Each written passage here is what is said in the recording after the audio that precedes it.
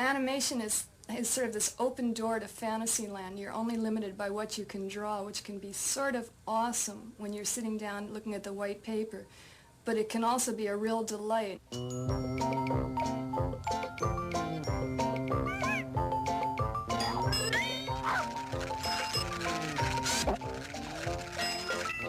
People often ask me where my characters come from, and I sometimes wonder that myself. I read a lot of these Donald Duck and Uncle Scrooge comics when I was little, and the images of the money bin and of Donald Duck and the nephews and Uncle Scrooge all sunk into my subconscious and came out later not really looking like ducks to anyone but me, but in my mind they are ducks, Quasi, Snazzy, and Anita. I think a lot of the ideas I have come from growing up in New Jersey in the 1950s, which seem very alien but sort of fascinating to me, though people on the East Coast always think I'm from California.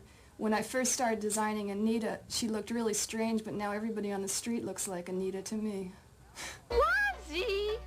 Oh, hello, Anita. My Aunt Wazzy, you know we're going to the Quackadero today. Frollo's already in the car.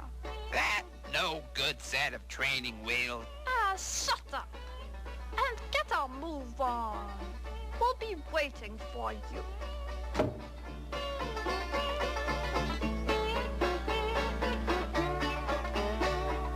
All my characters are very emotional. For instance, Anita is easily angered, the Jane Fonda school of acting. The model sheet is used not just to show the proportions of character, whether they're 3 heads tall or 6 heads tall, but also to give some idea of the emotional aspect of the character, how to treat them in different situations. This model sheet I'm doing should help if I ever get a feature going to help other animators to draw the character the way I see it. I like to really take a lot of liberties distorting the characters because I think you can get really the personality of the character expressed through distortions rather than sort of rigidly having them walk around just opening and shutting their mouths and acting the same way.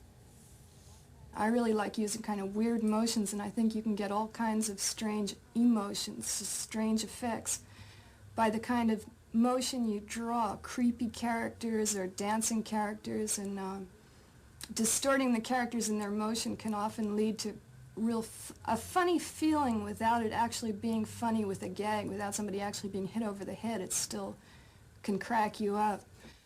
Sometimes the characters look really weird on individual frames. If you saw it, you wouldn't think it would work at all, but what you're seeing is the motion.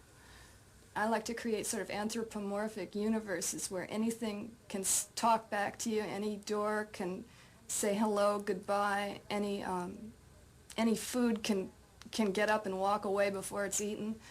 And that's one of the real delights of animation, is having all those possibilities there before you. Goodbye, Quasi.